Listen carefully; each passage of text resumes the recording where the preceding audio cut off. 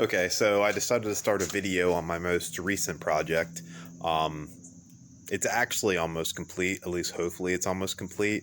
I've been working on it for about the past 2 weeks now. So yeah, let me go ahead and flip the camera around and I'll tell you a little about it. Okay, so I picked up this 1997 Yamaha Wave Venture 760 on a Facebook Marketplace. It didn't have a trailer, so I got the trailer the next day. I found it literally the next day, so it was super sweet how it worked out because I was able to go get the trailer and get this thing off my small utility trailer, within 24 hours. So this thing was the original Wave Venture colors from that year, which was the funky purples, and you can still see the tealish color down there. It was the purples and the teal and the funky ugly graphics kits that they came with back then. So yeah, that I took all that off with a rubber eraser wheel on my drill. That took forever. That was probably the hardest part. But I had to do the top end on this thing because the guy I got it from said it ran. It didn't come with a battery. He was able to get it to fire up when he sprayed starter fluid in it, but he thinks that the carburetors need rebuilt. I was like, okay, no big deal. I'll pick this thing up. I heard it turn over. I didn't hear it start, but I heard it turn over, and he said, you spray starter fluid in it, she'll fire up for a second. I was like, cool. I don't want to mess with it too much with starter fluid. So anyway, so yeah, we drug this thing onto my small utility trailer, and I headed home with it. So I had it running. He had a bunch of stuff already disconnected. Everything that, aside from the carburetor still being attached to the side of the motor, all the hoses, fuel lines and cables, everything was already disconnected. The air box was kind of off of it already. So I had to figure out how to put a couple things back together just to be able to start testing it out. And I ended up finding out that the rear cylinder was totally fried. I did a compression check. The front cylinder had 135 psi and the rear cylinder had 0. Yep. Yeah. 0. Nothing. I couldn't get it to budge one bit. So now I'm thinking, great.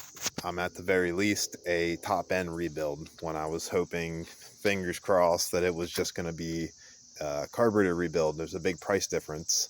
So, I went on eBay and I started pricing out some of the kits and stuff like that.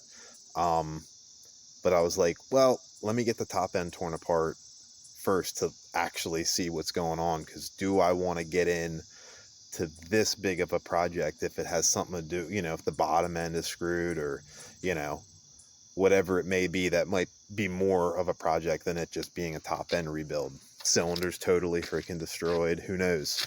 So I take the top end off and I immediately see the problem in the rear cylinder. Let me go ahead and grab it quick.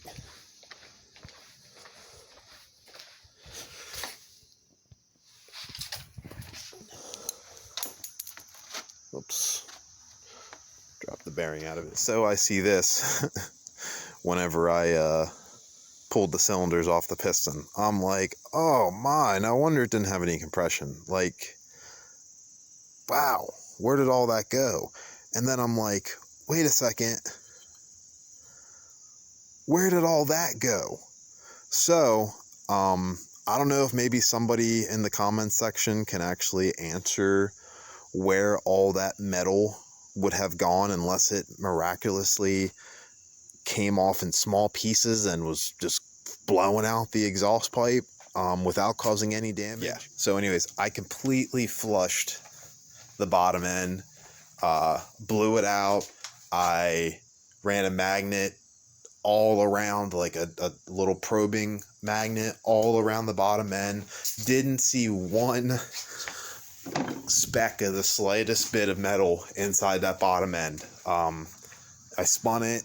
Everything sounded free. Like, there was nothing in it. How was that possible to have that much metal come off of a piston? A whole skirt came off. Unless it was truly super small pieces that somehow kept on exiting out the exhaust maybe. I don't know. But so I was like, okay, I'm gonna wing it and hope that this isn't going to become a bigger issue. I did the best I could to make sure there was nothing in there. Like I said, I didn't see anything. So yeah, I ordered the rebuild kit, honed the cylinders nice and smooth. Front one wasn't bad to begin with. Rear one did have a little bit of scarring. You know, once again, it was another risk that I was willing to take to avoid pulling the whole top end apart. I know a lot of you guys might say, oh, that's not even really that hard to do. And yeah, I know, but I wanted to just be like bare minimum type project. So everything's back together now. I'm going to flip the camera back around and talk about some of the things I've done to this Wave Runner. Like I said, this is the Wave Venture. I think it was the biggest machine they had back then. I'm not sure. It's not the 1100 triple. It's just the two-cylinder, two-stroke 760. I think it's like 90 horsepower. I think it's supposed to hit 45, 50 mile an hour. I don't know. It's a pretty big machine. I've seen like the smaller 760 Wave Raiders and stuff like that. I think hitting like 55 mile an hour maybe. I don't know. So I got the trailer. The trailer wasn't even like wasn't really in like the best shape. I started painting it just to make it look better. It doesn't make the trailer any better. The other side wheel bearing needs rebuilt. So it actually has like a little bit of a squeak when you're driving down the road. The tires are actually probably shot on it.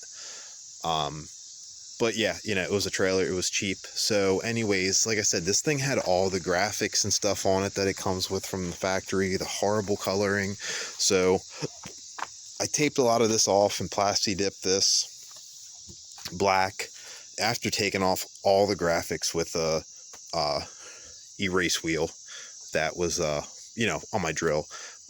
This is all blue plasti tip. I did remove all these parts, so that actually made it a little bit more difficult, but that way you don't got to worry about making any mistakes. You know, you just paint like crazy and it'll look good. It's plasti dip. So yeah, I got dirt bike handlebars. I think these were Fox, or they were an old pair of dirt bike handlebars that were brand new. I never put them on from years ago. It didn't need a new throttle lever, but I really like that this throttle lever is like so much nicer than the one that came stock. But it did need a throttle cable. It was actually frayed down by the carburetor side. I did all new floor grip pads. Other than these ones, I don't know what's up with these. I haven't really looked into it too much. It's almost like it's a heavier piece of plastic, and it's like riveted in there or something. I don't know. If anyone knows how to take that off, like I said, I haven't really looked into it, other than I knew it wasn't as easy as pulling off the old junky floor pads that were on it. Yeah, even these went on super nice, easy. Plasti dip the rear grip or grab bar. It didn't have these little side grab bars, so I added those. New grips. Obviously, gel grips were a necessity. Yeah, I think that's it. So, this, for some reason, this is obviously isn't the original seat cover, but it was blue, so that's kind of why I went with like the blue up front. This was actually red, so this is the blue plasti dip that is on the top cowl there. I just want to see how well it would hold up. We'll see. We'll see if plasti dip is good for recoloring seat covers. So yeah, this is all just plasti dip. I taped off quick. As you can see, I didn't paint the inside. I just taped it. Just, I don't know, give a little contrast. I don't know what I'm gonna do with this thing. I know I want it to look better than what it did look. Those hideous colors just weren't working. So yeah, I'm gonna go ahead and fire this thing up real quick just to show you. It's cold. I haven't started it up. It might even just fire up without choking it. Shit. One thing. Another thing it didn't come with was the safety lanyard. So I did have to add that little doozy. Look. Literally fired right up. First push.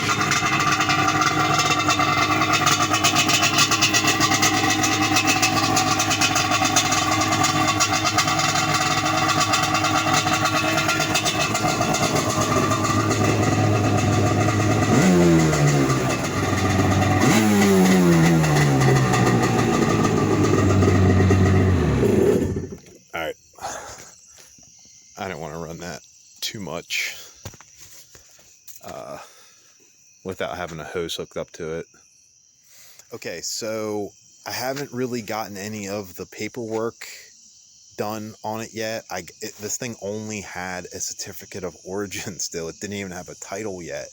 I went to a notary not really knowing how to even transfer something like this, and the notary said that when it's a certificate of origin, I need to actually go to like a dealer to have them start the title process for it. So it's from New Jersey. I live in Pennsylvania. Pennsylvania is always like super strict and difficult when it comes to title transfers, and everyone needs to be in person when you sign in front of the notary, and so many funky stipulations and rules for purchasing vehicles and transferring titles in Pennsylvania. It's difficult and frustrating. So anyways, like I said, it's from Jersey. So I have the certificate of origin signed in my name and notarized, you know, from Jersey. Hopefully they said that's going to be enough. So honestly, I don't care about any of that as long as I can get this thing freaking registered. That's my main concern, as long as I can get it registered. So I did see something about boats 96 and older in Pennsylvania don't need to be titled to be registered. I don't know. I've read so much stuff and saw so much conflicting information. I'm just going to go to some fish and boat commission office and just talk to them. So yeah, hopefully this week I'll get the paperwork and I will be able to have this thing on the water with some sort of temporary registration or something, and I can do another video of me fully testing this thing on the water after the rebuild. And yeah, fingers crossed, hopefully everything works as it should, and I can actually have fun for the rest of the summer on this thing. So look for the next video. Thanks.